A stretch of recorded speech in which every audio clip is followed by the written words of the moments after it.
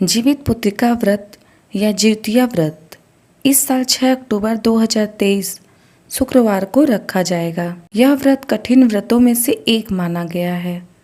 इस दिन महिलाएं अपनी संतान की खुशहाली व लंबी आयु के लिए निर्जला व्रत रखती हैं। जिउतिया व्रत से जुड़ी पौराणिक व्रत कथा के अनुसार कहा जाता है कि महाभारत के युद्ध में अपने पिता की मौत के बाद अश्वत्थामा बहुत नाराज था। उसके हृदय में बदले की भावना भड़क रही थी। इसी के चलते वह पांडवों के शिविर में घुस गया। शिविर के अंदर 5 लोग सो रहे थे। अश्वत्थामा ने उन्हें पांडव समझकर मार डाला। वे सभी द्रौपदी के 5 संतानें थी। फिर अर्जुन ने उसे बंदी बनाकर उसकी दिव्य मणि छीन ली।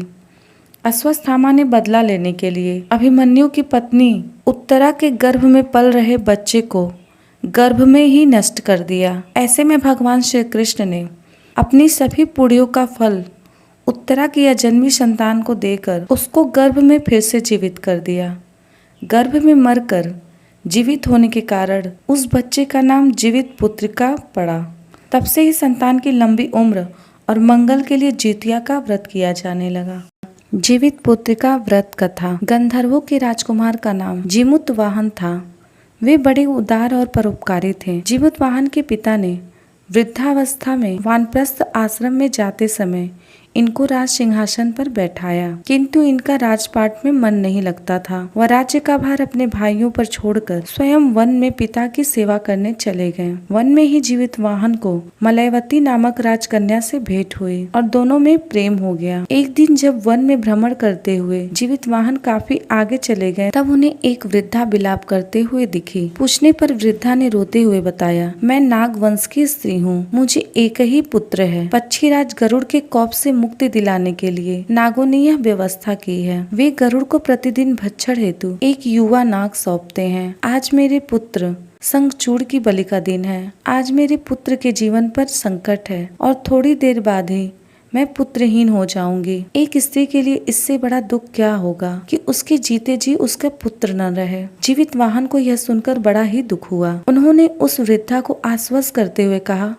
डरो मत, मैं तुम्हारे पुत्र के प्राणों की रक्षा करूंगा। आज उसके स्थान पर स्वयं मैं अपने आप को लाल कपड़े में ढककर वध्यशिला पर लेटूंगा ताकि गरुड़ मुझे खा जाए, तुम्हारा पुत्र बच जाए। इतना कहकर जीवितवाहन ने शंखचूड़ के हाथ से लाल कपड़ा ले लिया और उसे लपेटकर गरुड़ की बलि देने के लिए चुनी गई वध्यशिला पर लेट गए। नियत समय पर गरुड़ बड़े वेग से आए और वे लाल कपड़े में ढके जीवितवाहन को पंजे में दबोचकर पहाड़ की शिखर पर जाकर बैठ गए। गरुड़ ने अपनी कठोर चोक से प्रहार किया और जीवितवाहन के शरीर से मांस का बड़ा हिस्सा नोच लिया। इसकी पीड़ा से जीवितवाहन की आंखों से आंसू बह निकले और वह दर्द से कराहने लगे। अपने पंजे में जकड़े प्राणी की आंखों में आंसू और मुंह से कराह सुनकर गरुड़ बड़े आश्चर्य में पड़ गए, क्योंकि ऐसा पहले कभी नहीं हुआ था। उन्होंने जीवितवाहन से उनका परिचय पूछा। जीवितवाहन ने सारा किस्सा कहा कि कैसे एक स्त्री के पुत्र की रक्षा के लिए वह अपने प्राण देने आए हैं। और जीवितवाहन कहते हैं कि आप मुझे खाकर अपनी भूख शांत कर लीजिए। गरुड़ उनकी बहादुरी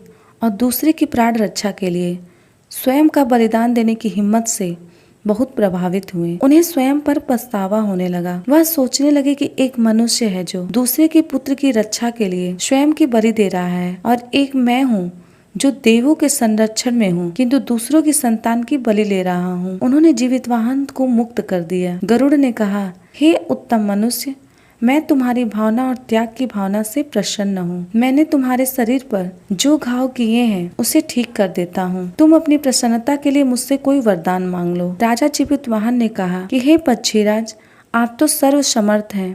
यदि आप प्रसन्न हैं और वरदान देना चाहते हैं तो आप सर्पों को अपना आहार बनाना छोड़ दें। आपने अब तक जितने भी प्राण लिए हैं उन्हें जीवन दान प्रदान करें। जीवितवाहन के ऐसा कहने पर गरुड़ ने सबको जीवन दान दे दिया और नागों की बलि न लेने का वरदान भी दिया। इस प्रकार जीवितवाहन के साहस से नाग जाति की रक्षा हुई। गरुड़ ने कहा, तुम्हारी जैसी इच्छा है वैसा ही होगा। हे राजा, जो स्त्री तुम्हारे इस बलिदान की कथा सुनेगी और विधि पूर्वक व्रत का पालन करेगी, उसकी संतान मृत्यु के मुख से भी निकल आएगी। तब से ही पुत्र की रक्षा हेतु जीवितवाहन की पूजा की प्रथा शुरू हो गई। यह कथा कैलाश पर्वत पर भगवान शंकर ने माता पार्वती को सुनाई थी। जीवित पुत्रिका के दिन भगवान श्री गणेश, माता पार्वती और शिव जी की पूजा एवं ध्यान के बाद जीवित वाहन की कथा सुननी चाहिए। इस कथा को कहने और सुनने वाले और इस व्रत को रखने वाले को शुभ फल की प्राप्ति होती है।